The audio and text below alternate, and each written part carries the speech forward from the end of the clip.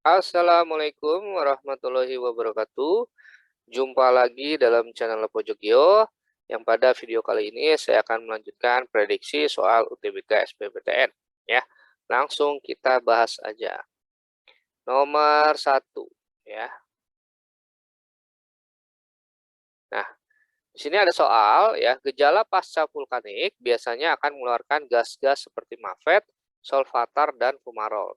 Gejala pasca vulkanik ini sering disebut dengan A. Geysir, B. Intrusi, C. Ekstrusi, D. Ekshalasi, E. Eflata. Nah, kata kunci dari soal ini adalah gejala pasca vulkanik. Nah, gejala pasca vulkanik itu dapat terdiri dari yang pertama, timbulnya mata air panas yang memancar atau sering disebut sebagai geyser ya. Nah, gejala pasca vulkanik ini artinya adalah gejala setelah gunung api meletus gitu ya. Dalam beberapa periode yang cukup lama, maka nanti gejala pasca vulkanik ini bisa menimbulkan timbulnya mata air panas yang memancar atau istilahnya adalah geyser. Nah, kemudian ada timbulnya mata air mineral atau term. Nah, kemudian ada timbulnya gas-gas seperti mafet, ya, CO2, ya, karbon dioksida, solvatar atau H2S, dan fumarol atau H2O, yang disebut sebagai ekshalasi. Ya. Sehingga jawaban dari soal ini adalah D ya, ekshalasi. Tadi geser sudah ya, mata air yang memancar secara periodik. Nah, kemudian kalau intrusi, ini artinya adalah penerobosan magma dari dalam bumi, ya, penerobosan gitu ya, magma dari dalam bumi, ya, melalui celah-celah batuan. Nah, tapi tidak sampai ke permukaan buminya. Kalau nanti magma itu berintrusi, kemudian hingga keluar ke permukaan bumi, itu namanya ekstrusi. Nah, ya, proses keluarnya magma, magma. Nah, dari dalam bumi, nah, ya, menuju permukaan bumi, gitu. Nah, itu namanya ekstrusi permukaan bumi. Ya, itu sama aja dengan erupsi. Ya, itu sama ya, ekstrusi atau erupsi itu sama ya. Kalau eflata ini merupakan material hasil erupsi yang bersifat atau berbentuk padat ya. Nah, ini sudah pernah saya bahas di prediksi soal ya, UTBK juga gitu ya. Atau nanti padat itu dibagi dua, ada yang alogen ya, ada yang autogen. Nah, nanti bisa disimak lagi videonya gitu ya. Ya, jadi nomor satu ini jawabannya adalah D, eksalasi.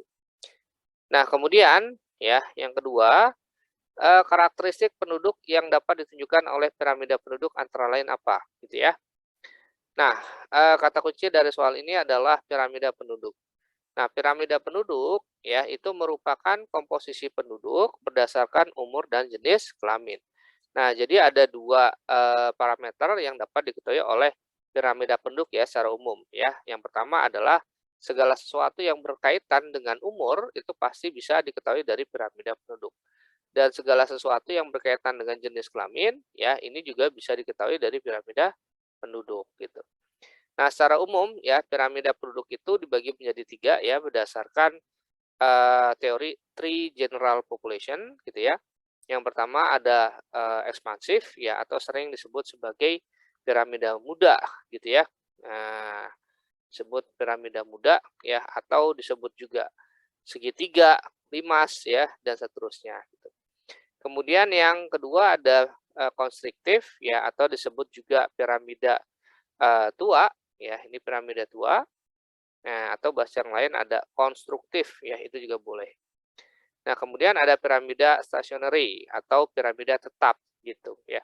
Nah, secara spesifik ya pembahasan tentang piramida penduduk itu ada di materi piramida penduduk ya, di video materi piramida penduduk ya, di playlist materi persiapan UTBK ya. Nanti bisa cek aja lagi gitu ya secara spesifik pembahasan satu persatu. Ya, karena nanti waktunya nggak cukup ya kalau kita ulang lagi masing-masing tentang piramida ekspansif, konstriktif, dan stationary. Nah, adapun hal-hal yang dapat diketahui dari piramida penduduk adalah yang pertama, itu sudah pasti tingkat kelahiran relatif ya. Ingat ya, di sini kata kuncinya adalah tingkat kelahiran relatif. Ya, artinya bukan berupa angka ya atau jumlahnya. Cuma secara relatif kita bisa mengetahui tingkat kelahiran relatif itu dari alas piramidanya. Ya, alas piramida. Nah, misalnya seperti ini. Ya, eh anggap aja misalnya kita pakai piramida ekspansif ya. Ini kalau saya bagi 3 secara sederhana gitu ya. Gitu, ya ini saya bagi 3 secara sederhana, sesuai dengan usianya gitu ya. Nah, ya misalnya yang bawah adalah usia 0 sampai 14, di sini 15 sampai 64, ya kemudian yang atas adalah lebih dari 64. Nah gitu. Nah, pada piramida ekspansif atau muda ini ya, itu ditandai dengan alasnya yang lebar. Nah, ya ini alasnya, alas piramida yang ini, alas ya, alas piramida yang lebar. Nah, ini menandakan bahwa ya tingkat kelahiran relatif itu dia tinggi ya. Ini menandakan bahwa tingkat kelahiran relatifnya ya, kelahiran ya relatifnya ya itu dia tinggi. Nah, kenapa bisa tinggi? Karena tidak mungkin ada usia-usia 0 sampai 14 tahun ya kalau kelahirannya tidak tinggi gitu maksudnya. Nanti munculnya dari mana nih? Ya usia 0 sampai 14 kan gitu. Sudah pasti dia dari lahir dulu kan. Nah, gitu ya. Ketika kelahirannya tinggi, maka usia-usia 0 sampai 14 tahun itu sudah pasti tinggi gitu ya. Nah, cuma kita tidak bisa mengetahui misalnya berapakah tingginya gitu, angka tingginya berapa. Apakah misalnya 30/1000 jiwa, atau 40/1000 jiwa ya, dan seterusnya gitu. Itu nggak bisa ya, karena tidak ada angkanya. Cuma secara relatif kita bisa tahu, oh ini tinggi, dari mana? Dari alasnya gitu ya, alas piramida yang lebar. Nah, kemudian ya hal kedua yaitu, tingkat kematian relatif ya, ini juga bisa, diketahui. Nah, dari mana kita bisa mengetahui tingkat kematian relatif? Ini dari, gradien atau kemiringan piramidanya, ya gradien atau, kemiringan piramida. Ya, piramida. Ya, misalnya adalah, contoh usia-usia di sini ya, dari 15 ya hingga ke 64 gitu ya, ini kita bisa lihat. Nah, ini misalnya. Nah, kalau kita lihat ya usia-usia lebih dari 15 sampai 64 ataupun lebih dari 64, ini kecenderungannya adalah dia mengerucut ya, kecenderungannya adalah dia mengerucut. Artinya dia mengecil gitu. Ya, dia mengecil. Nah, kalau dia mengecil logikanya, maka usia-usia ini sudah pasti sedikit ya, karena dia mengecil. Kalau dia banyak ya, logikanya ini pasti melebar ya. Misalnya kalau saya buat sederhana ya, ini melebar ya, melebar gini. Nah, gitu ya, melebar. Ya, gitu. Nah, artinya usia-usia yang di sini ini banyak nih. Ya, gitu. Tapi kalau dia mengerucut ya kayak gini mengerucut gitu. Nah, maka dipastikan yang hidup ini dia sedikit, kemudian yang matinya dia banyak gitu maksudnya. Ya, karena dia mengerucut ya gitu, jumlahnya sedikit gitu. Ya. Nah, berarti tingkat kematian relatif bisa diketahui dari gradien atau kemiringan piramidanya. Semakin dia gradiennya miring, gitu ya, semakin mengerucut maksudnya, maka dia dapat dikatakan yang hidup itu sedikit, kemudian yang matinya dia banyak, gitu. Kalau tadi tingkat kelahiran dari bawahnya, ya ketika alasnya lebar, ya maka dikatakan tingkat kelahirannya dia tinggi, gitu. Ya. Kemudian selanjutnya jumlah usia belum produktif ya yaitu 0 sampai 14 ya. Ya yang ini misalnya kalau dari piramida ekspansif ya ini ya 0 sampai 14 ya usia produktif 15/64 ya. Nah, ini ada usianya, kemudian usia tidak produktif lebih dari 64. Nah, ini semuanya bisa diketahui dari piramida penduduk. Karena tadi pengertiannya yang namanya piramida penduduk adalah komposisi penduduk berdasarkan umur. Nah, gini ya dan jenis kelamin. Jadi segala sesuatu yang berkaitan dengan umur itu sudah bisa diketahui di piramida penduduk. Tadi usia ya, nah ini jumlah usia belum produktif berapa, usia produktif berapa, usia tidak produktif berapa gitu. Itu bisa diketahui. Nah, kemudian jumlah usia tenaga kerja ini juga bisa diketahui. Kenapa jumlah usia tenaga kerja itu bisa? Karena secara teori ya, yang namanya usia-usia tenaga kerja itu biasanya dalam hal kependudukan itu usia 15 sampai 64 tahun gitu. ya dalam ketenagakerjaan itu usia 15 sampai 64 ya. Nah, karena di sini ada ya gitu 15-64 atau sering disebut usia produktif tadi ya. Maka dapat dikatakan jumlah usia tenaga kerja itu bisa diketahui dari piramida penduduk. Nah, kemudian rasio ketergantungan atau DR ya, dependensi rasio. Nah, kenapa dependensi rasio ini bisa diketahui dari piramida penduduk? Karena pada dasarnya rumus dependensi rasio adalah ya usia 0 sampai 14 ditambah dengan 65 plus atau lebih dari 64 dibagi 15 sampai 64 ya, kemudian dikali dengan 100. Nah, gitu ya. Oh, berarti dengan kata lain ya rasio ketergantungan itu merupakan perbandingan antara usia yang non produktif, artinya belum produktif ya, 0 sampai 14 ditambah dengan tidak produktif dibagi dengan usia produktifnya gitu, baru dikali 100 gitu. Karena dia bicara tentang usia, ya sudah pasti rasio ketergantungan bisa diketahui dari piramida penduduknya gitu. Nah, kemudian ada seks rasio ya atau rasio jenis kelamin. Ini juga bisa diketahui. Kenapa? Karena rumus seks rasio sama dengan jumlah laki-laki gitu kan dibagi dengan jumlah perempuan. Nah, oke, kemudian dikali 100 gitu. Ya, jumlah laki-lakinya ada ya, biasanya sebelah kiri ya, ini laki-laki ya dibagi dengan perempuan ya, kemudian nanti dikali 100 gitu. Oke, nah sehingga jawaban dari nomor 2 ini adalah yang E ya, rasio ketergantungan ya. Oke, mudah-mudahan paham ya. Kalau mau dibahas angka pertumbuhan penduduk ini nggak bisa ya.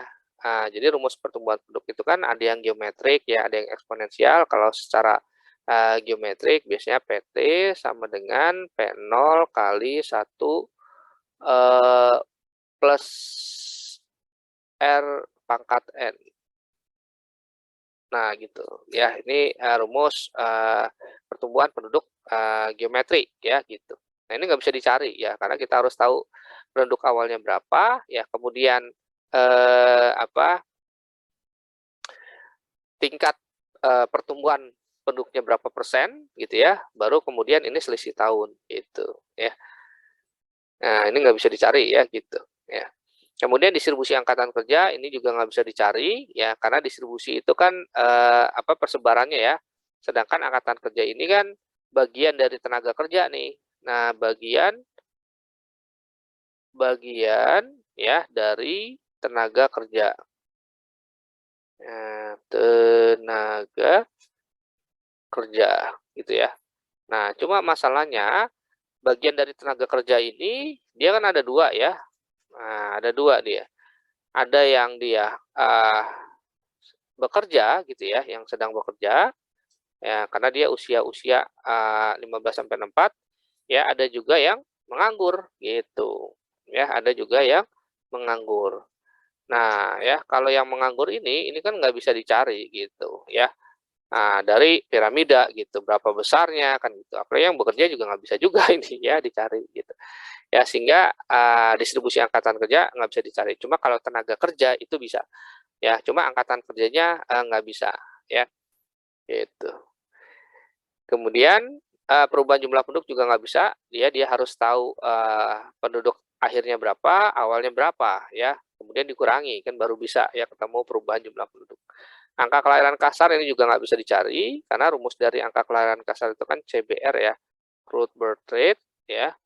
Nah, itu sama dengan jumlah kelahiran birth dibagi dengan populasi ya, penduduknya dikali dengan 1000. Nah, gitu ya. Itu juga tidak bisa dicari dari piramida penduduk gitu ya maksudnya. Gitu. Oke. Oke, jadi soal ini jawabannya yang E. Kemudian nomor 3 ya. Hujan orografis yang banyak terjadi di wilayah Indonesia disebabkan karena apa gitu ya.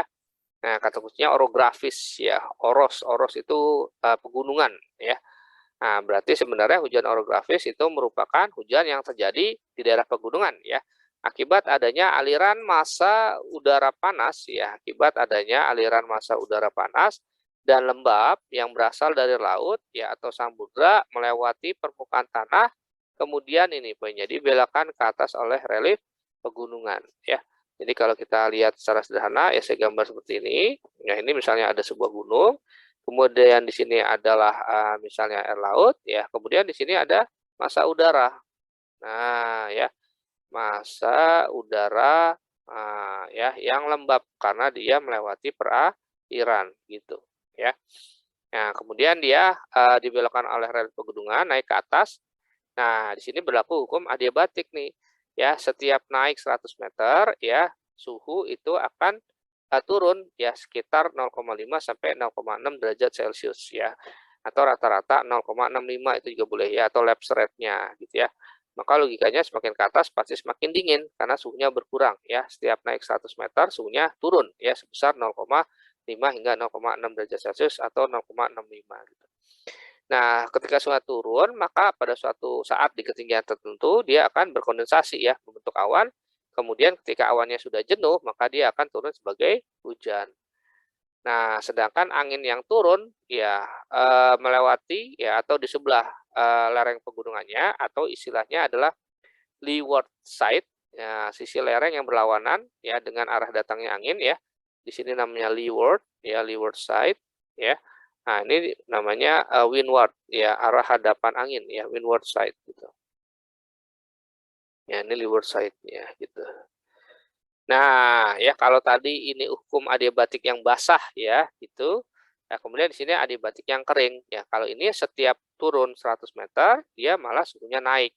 Ya, sehingga nanti udara di sini cenderung kering ya, gitu. Ya, panas dan kering. Nah, ya makanya kenapa daerah di leeward side ini sering disebut sebagai daerah bayangan hujan gitu. Karena udara yang turun bersifat kering dan panas akibat adanya hukum adiabatik kering tadi ya, adiabatik kering. Nah, adiabatik kering gitu. Ya. Oke. Nah, itu namanya hujan orografis. Nah, selain hujan orografis, jenis hujan juga ada yang lain ya. Ini tadi berarti jawabannya yang B ya, masuk udara dipaksa naik ke lereng pegunungan. Nah, selain orografis ada juga hujan konveksi ya.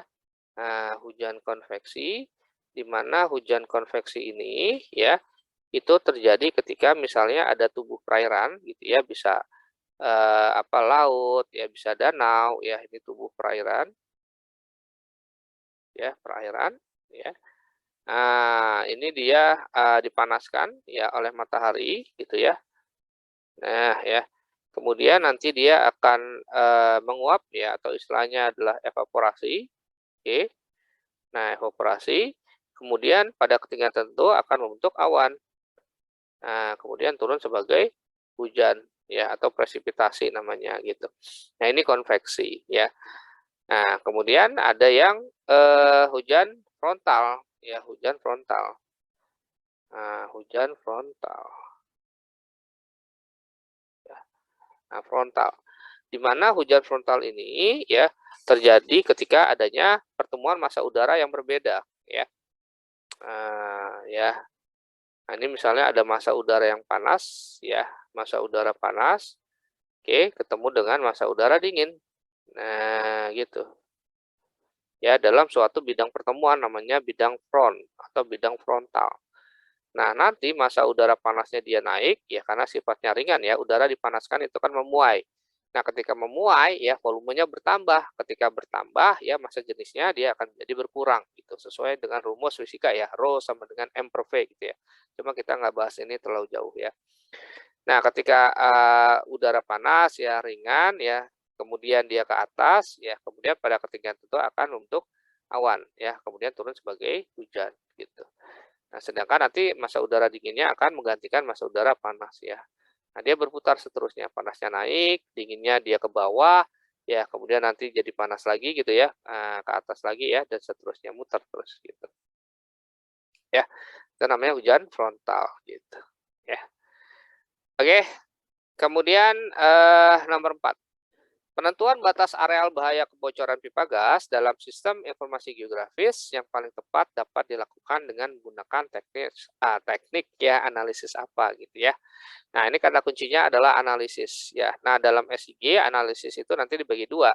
Ada analisis spasial, Kemudian ada analisis atribut ya, di mana analisis spasial itu berkaitan dengan data spasialnya ya.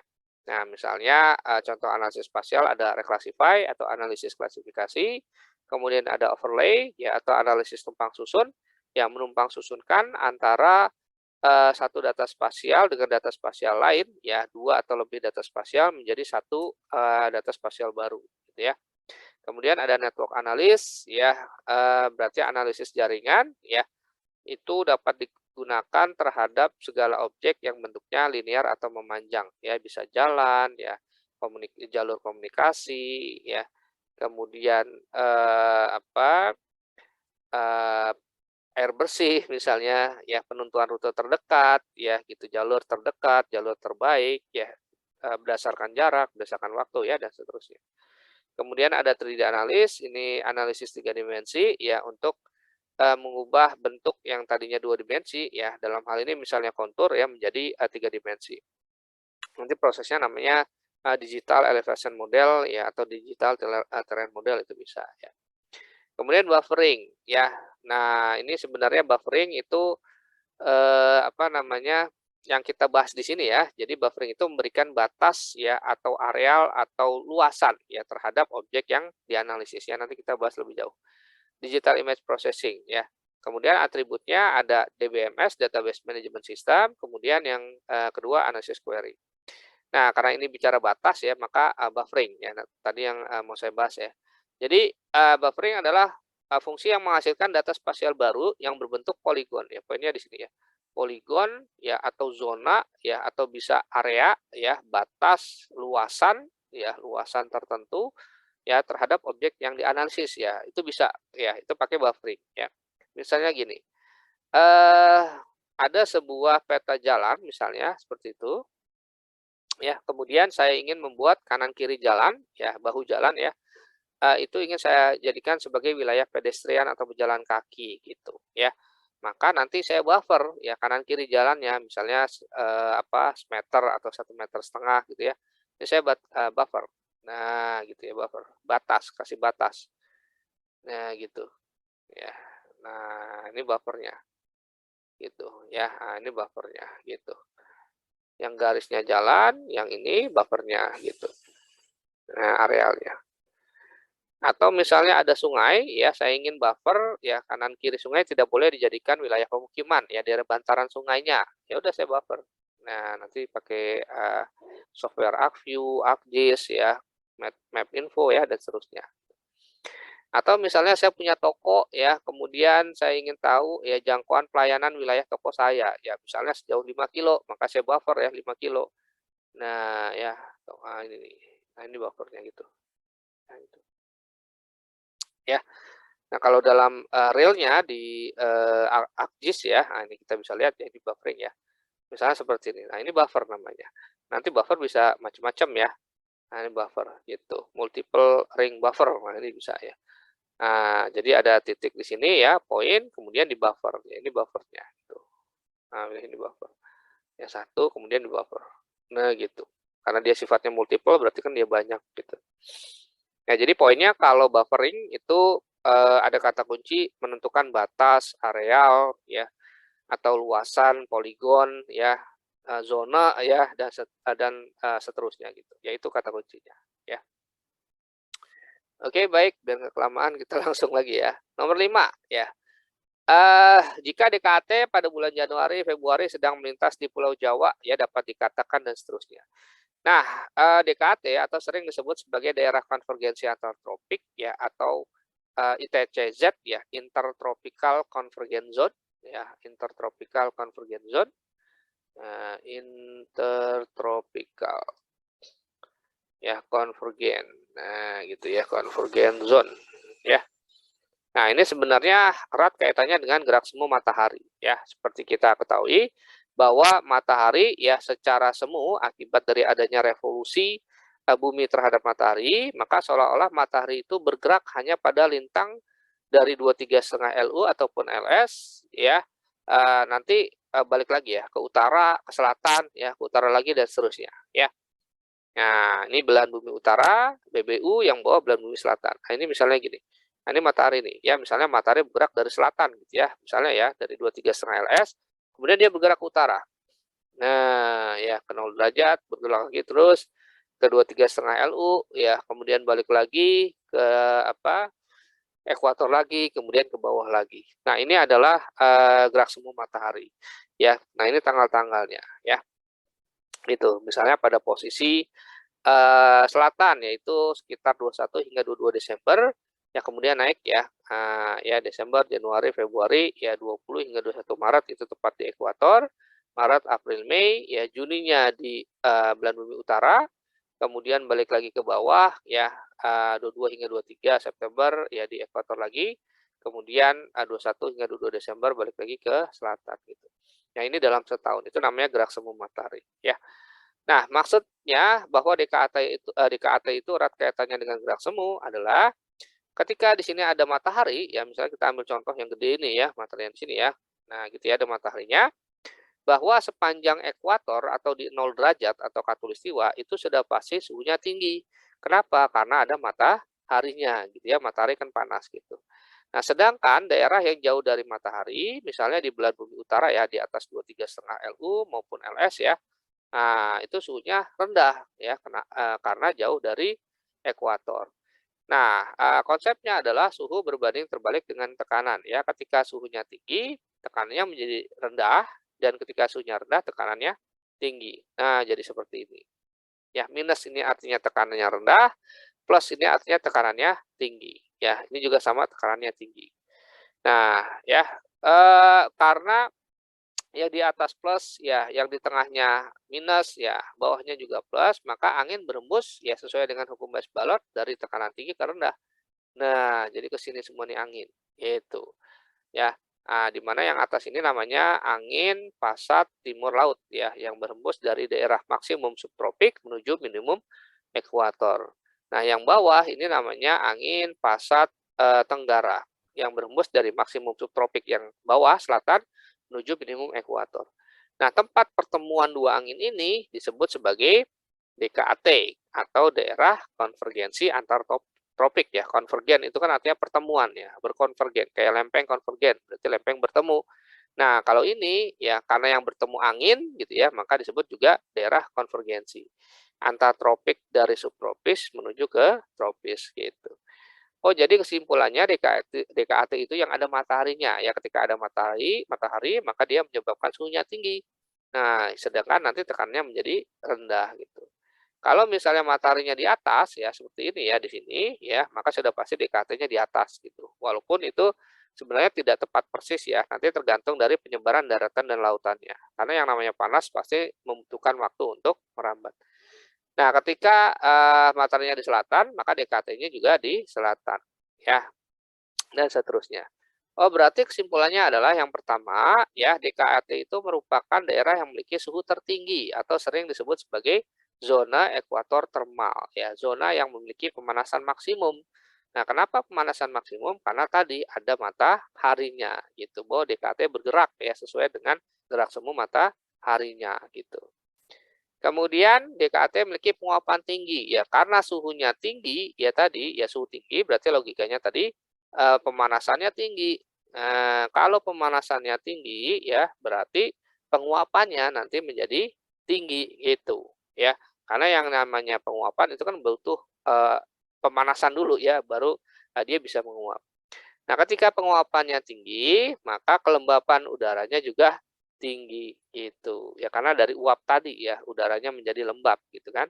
Nah, ketika kelembapan udara tinggi ya, maka curah hujan tinggi ya. Artinya dari kelembapan udara ini nanti akan membentuk awan.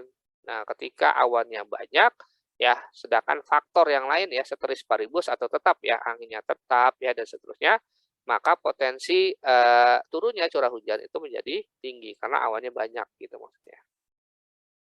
Kemudian DKAT memiliki tekanan udara terendah ya karena tadi suhunya tinggi ya. Tadi kan apa namanya teorinya ketika suhu tinggi ya maka tekanannya jadi rendah ya bahwa suhu itu berbanding terbalik dengan tekanan. Suhu tinggi tekanannya rendah, sebaliknya suhunya rendah nanti tekanannya menjadi tinggi gitu ya. Kemudian DKT merupakan daerah pertemuan angin pasat ya tadi.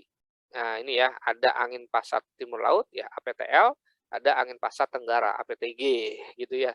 Kenapa ketemu? Ya karena di sini tadi, ketika mataharinya di 0 derajat ya, maka suhu di sepanjang 0 derajat ini menjadi, tinggi ya, sehingga nanti tekanannya menjadi rendah. Maka angin itu bergerak ke sini ya, karena yang namanya angin tadi sesuai dengan hukum Bush-Ballot ya, dia akan berembus dari tekanan tinggi ke tekanan yang rendah ya, gitu. Sehingga DKAT sering disebut sebagai daerah pertemuan angin ya. Dalam hal ini adalah angin pasat ya. Angin pasat timur laut ketemu dengan angin pasat tenggara. Oke, sehingga nomor 5 ini jawabannya B ya, curah hujan di Pulau Jawa tinggi ya. Tadi ada DKAT memiliki curah hujan tertinggi gitu ya. Oke, ketika dia lewat pada bulan Januari hingga Februari ya, gitu di Pulau Jawa ya. Sehingga curah hujannya di Pulau Jawa jadi tinggi. Oke, baik. Itu saja pembahasan soal kali ini ya, kurang lebihnya mohon maaf ya. Billahi taufiq wal hidayah. Assalamualaikum warahmatullahi wabarakatuh. Sampai jumpa lagi.